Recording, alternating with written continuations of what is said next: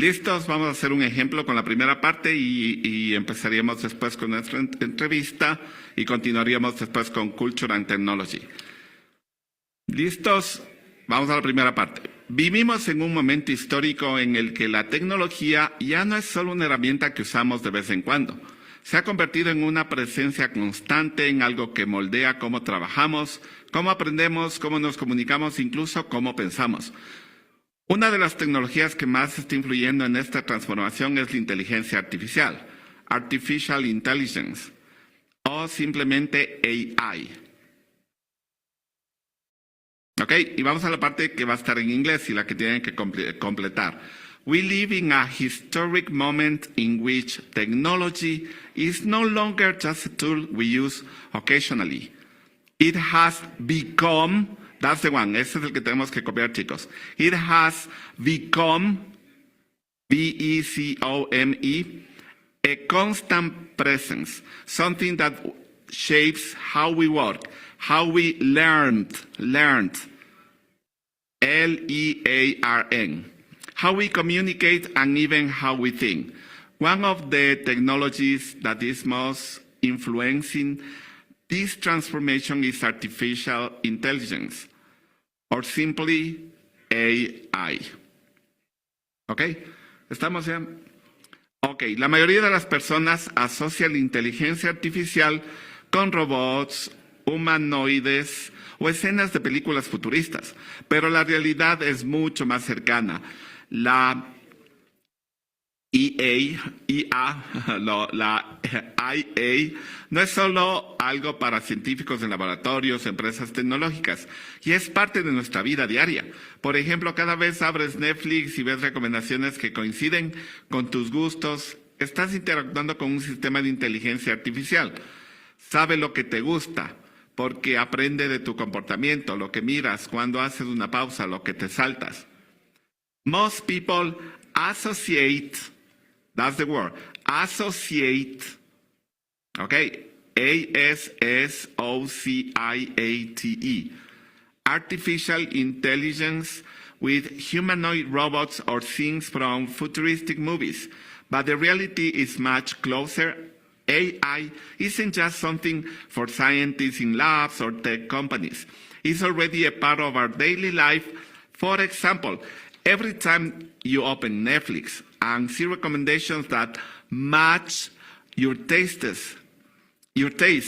you're interacting. That's going to be the next one. You're interacting. I-N-T-E-R-A-C-T-I-N-G. Interacting with an artificial intelligence. With an artificial intelligence system. It knows what you like because it learns from your behavior. What you watch, when you pause, what you skip. ¿Ok? Lo mismo ocurre cuando compras en línea y Amazon te sugiere exactamente lo que necesitas, incluso antes de que sepas. ¿Magia? No, solo algoritmos que aprenden tus hábitos y predicen tu próximo movimiento. Es una mezcla de eficiencia y algo un poco inquietante, porque ¿qué tanto deberían saber las máquinas sobre nosotros? Y hacemos una pausa ahí porque nos vamos a nuestra entrevista. Tenemos a nuestro invitado ya conectado. ¿Ok? Can you hear me? Can you hear me? Juan Carlos, are you there? Yes, I am. Good afternoon. Yeah, nice having you here. Okay. So, bienvenido, Juan Carlos. Es un placer tenerte con nosotros en ESPEctrum. Para comenzar, ¿podrías contarnos qué te motivó a explorar la cocina como una herramienta para reducir estrés? Welcome, Juan Carlos. It's a pleasure to have you with us at ESPEctrum. To begin, could you tell us what motivated you to explore cooking as a tool for stress reduction? Yeah, sure. I have always enjoyed cooking. So I grew up seeing my parents cook together. And then we would all, as a big family, sit down and share a meal together. And then years later, when I got married, I realized that cooking helped me disconnect from work. Sometimes I love my job, but sometimes I tend to work too much.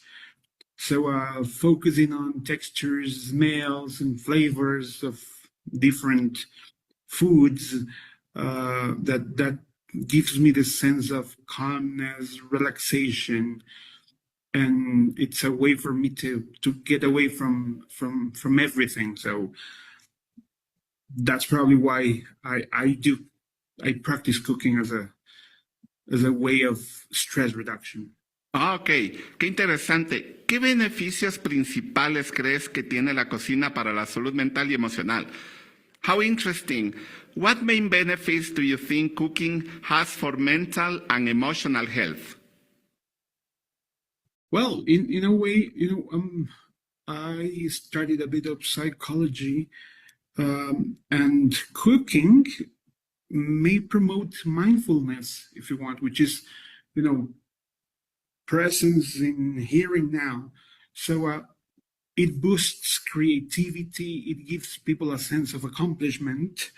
It also helps create moments of connection when you cook for or with others. In my case, sometimes I cook with my wife and daughter. We decide what we want to cook. We collaborate and we make great dishes together, and we have some real fun. So yeah, it definitely has lots of emotional implications when you do something together, especially with your family. Ok, nice to know that. ¿Podrías compartir con nosotros algunas técnicas o recetas sencillas que las personas puedan probar en casa para relajarse mientras cocinan? Could you share with us some simple techniques or recipes that people can try at home to relax while cooking? Sure.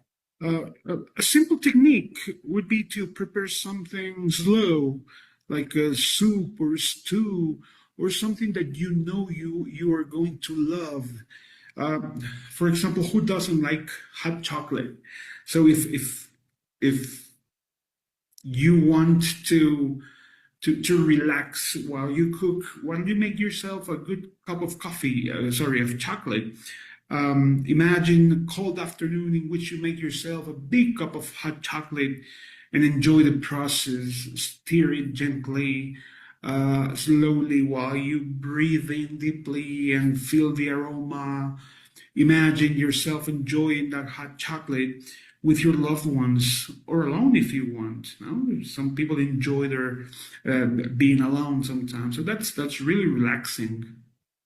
Ok, I'm gonna start doing that. En un mundo tan acelerado, ¿cómo podemos integrar la cocina terapéutica en nuestra rutina diaria, especialmente cuando tenemos poco tiempo? In such a fast-paced world, how can we integrate therapeutic cooking into our daily routine, especially when we're short on time?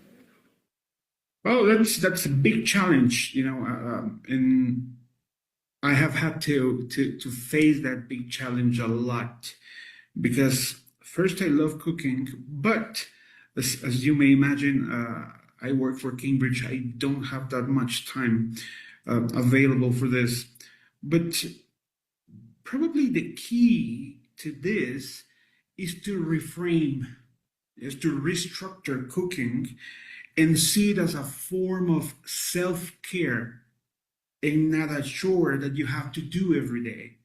Yeah, it's a way to show love to yourself and to your family if you want, and for self-care, like I said, you don't need to spend hours in the kitchen. Just with 15-20 minutes preparing something simple can help you slow down. It can help you disconnect.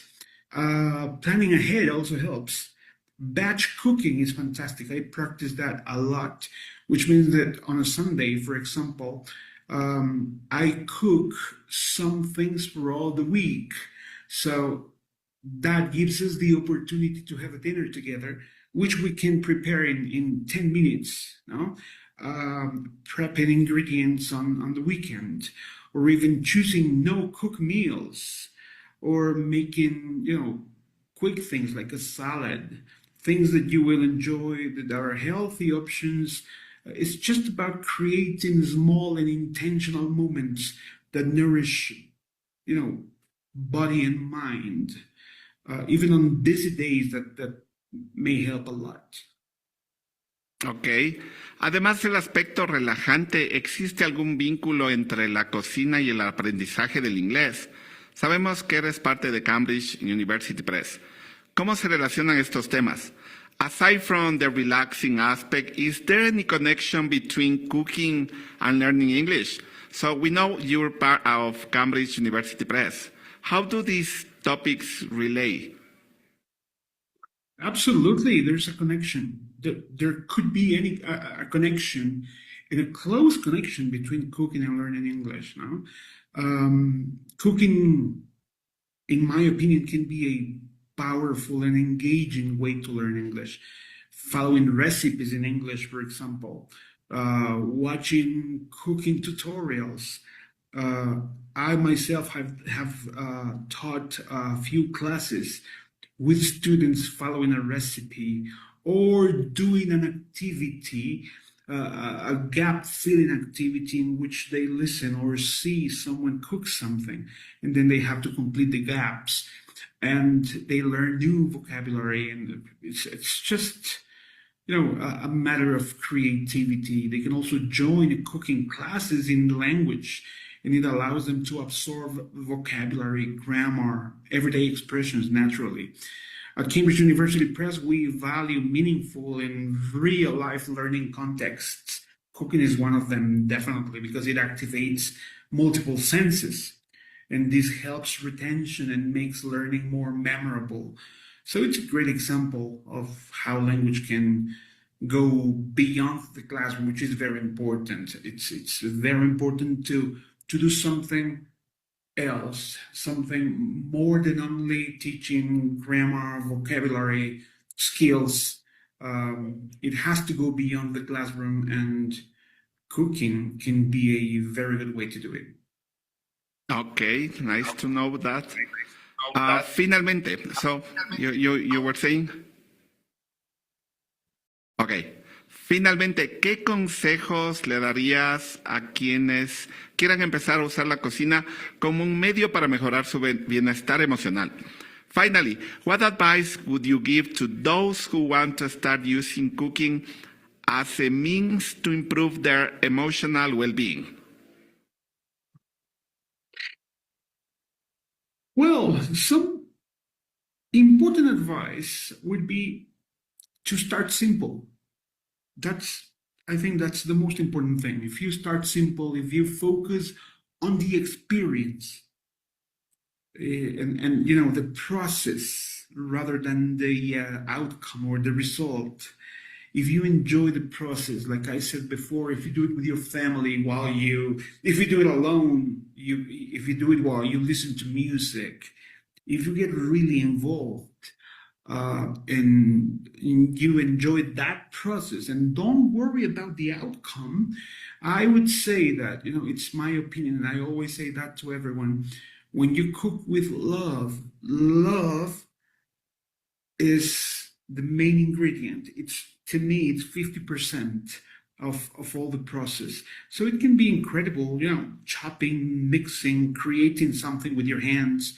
And it can help you reconnect with the present, forget about everything, get away from it all for a moment. So I also recommend combining it with something uplifting, you know? Like I said before, with, you know, you could listen to music or write about it if you want. And if you're learning English, why not keep a cooking diary in English? Or record yourself explaining your recipes. You know, people like social media a lot, so if a student wants to record him or herself cooking, that would be fantastic, and explaining how they do it, but explaining it from their own language. They do not have to worry about saying perfect things, just about communicating. That's what they have to worry about. In that way, you are supporting both your mental well-being, language growth in a creative and enjoyable way. Okay, yeah, that's going to be interesting. I'm going to start using that. It's like a fantastic idea. Ok, muchas gracias Juan Carlos por compartir con nosotros estas valiosas ideas. Ha sido un placer tenerte en ESPEctrum.